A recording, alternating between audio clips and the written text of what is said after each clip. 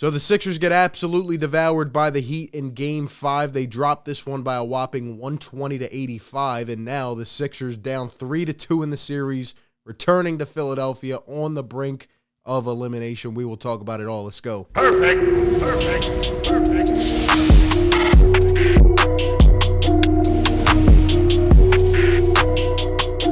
What is going on, everybody? RB here. Welcome into Philly Take with RB. Hit that like button. Subscribe to the channel. Be sure to ring that bell so you don't miss any of the content. I don't really know what to say. I don't have a lot of words after a game like this. You know, just very bad in many aspects. Just a terrible game overall, and it sucks. It really does in a game where, you know, the stakes were high, right? The magnitude was great. This was a game that you wanted to come out and win and hopefully come back to Philly now that you had the momentum and try to close it off in Philadelphia.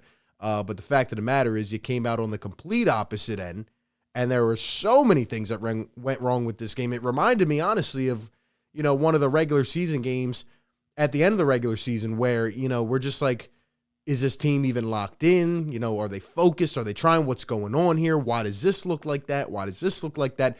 Everything in their right mind went wrong today, and every guy just did not play well. And it's weird. It's like I don't have a lot of words in a game like this because there were so many things wrong. And it's just like the Heat completely outplayed us tonight. I mean, we look at this game overall, right? You know, the Miami Heat had lost 2 straight. Joel Embiid seemed to really have his impact. And what did the Heat do? They came out and they adjusted. And I'll give them credit. They did a good job with that. They did a lot of things defensively to the Sixers tonight. Now, in terms of the Sixers, they just did not show up tonight. I don't know what it was. This gave me complete Game 5 in Toronto vibes. Not in Toronto, but, you know, going up against Toronto. This gave me the same kind of vibes, right? Just no preparation. Nobody was ready for the game. And it's concerning, you know, because the Sixers have now lost 7 straight Game 5s in the playoffs. The Sixers, you know, lose this game, and the team that wins Game 5 usually goes on to win a best-of-7 series. But, you know, what really concerns me is just in a game with this on the line, right, where the Sixers really finally could have, you know, made this series theirs. And not only did they lose, I don't care that they lost. They could have came out and played a tight, tough game. But the fact that they lose like this, you score 85 points. You get blown out by 35. I mean, come on now. Come on, really? Really? It's just putrid. It's a terrible job. And you just have to hope that everything went wrong tonight for the Sixers and everything went right for Miami and that you can turn it around next game. I will say it's very intriguing in this series that every team who seems to be at home has this crazy advantage somehow. They can magically hit shots better than the other team. They look more comfortable. Maybe home advantage is such a thing in this series. Sometimes it is, sometimes it isn't. But after the last 2 games, you know, a lot of us expected at least the Sixers to put up a good fight in this, and they completely lost it today. And we start with Joel Embiid. You know, I don't want to go off on a tangent too much. Like I said, I don't have much to say about this game. I just have to hope that the Sixers can come back next game. And it's weird. I'm a little bit confident that they can come out and win Game 6. The question is, can they subsequently win Game 7? I don't know based off how we've looked in 3 games in Miami. But anyway, besides the fact, I don't want to get too far off track, but hearing some of the things that were said at halftime and on the postgame show of the TNT broadcast and just a lot of things I'm hearing right now, I'm just going to put this to bed and squash it real easy. If you are blaming Joel Embiid, and I'm sorry, you just don't have a clue as to what the heck you were talking about. The fact that I heard Charles Barkley and Shaq, I like those guys. I like their show. Okay, that, you know, Charles is a Philly guy. I respect them. I like them.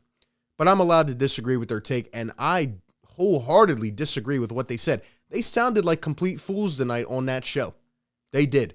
Saying that Joel Embiid, because he lost the MVP award, came out and was distracted, and his energy relayed to the rest of the Sixers team, who then played bad because of Joel. I mean, that is probably the worst take I've ever heard.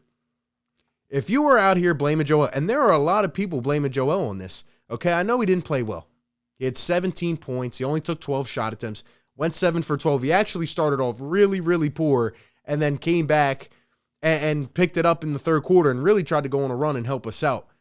But if you're going to blame Joel Embiid for that, I mean, you're just wrong. Let me tell you what actually happened tonight, because that's why people apparently like coming here, because I actually try to provide some substance behind it, okay?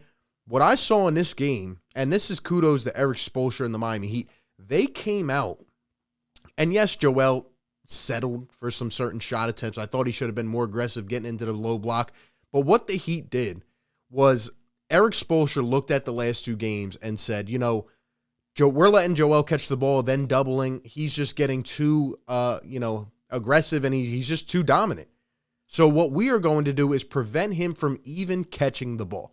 And there were many times in this game I can remember where Joel Embiid was getting harassed before he even had the basketball. He was having 2 guys on him, throwing hips at him, right, trying to get him out of position. And after he got injured early in this game, obviously he's already playing with a broken bone in his face. He's got a torn thumb. He's probably has a couple other injuries. Then he tries to save an inbounds pass and gets hurt. And then he gets hit by the basketball after Dedmon slaps it and it hits him in the face, and he's on the ground literally crying. I mean, it's excruciating pain. And after all that, Joel is still trying to do his thing. And then combined with the Heat and their strategy in this game, I feel like Joel just did not want to enter that paint because he knew what was coming at him. And that's kudos to them. So for people to sit up here and blame Joel Embiid, the guy that shouldn't even be playing in this series, the fact that he's even here willing through this pain is just sensational. And I can't believe that the media is going to run with that narrative. It's just insane. It'll be all over the shows tomorrow. You'll see.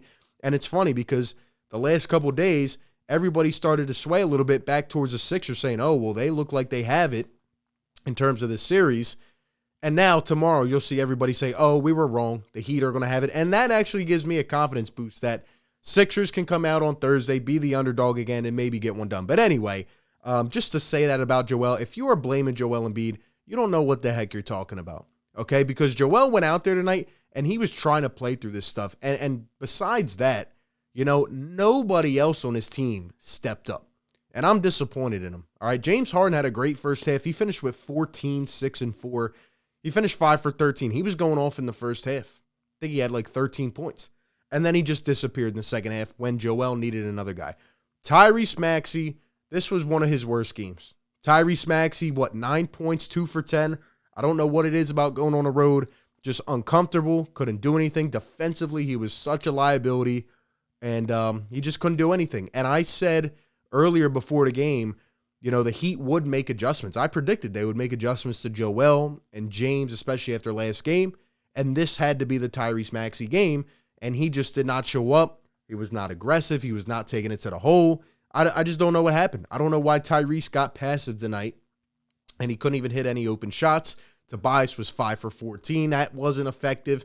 Danny Green went 2 for 4. He's been great the last couple games. The Sixers have needed those shooters to step up. We needed that tonight. We only shot 28% from 3 while the Heat shot 39%.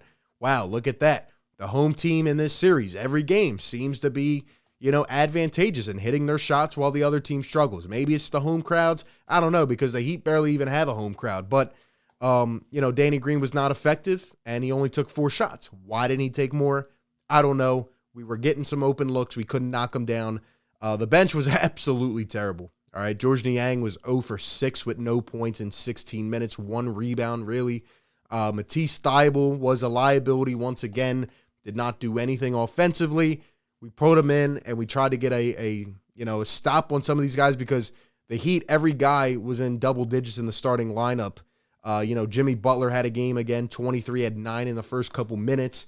Tucker had 10, 4, and 7. At one point, Tucker was utilizing the dribble drive. The Sixers played absolutely no defense. If you want me to be honest, that's the number one reason we lost the game.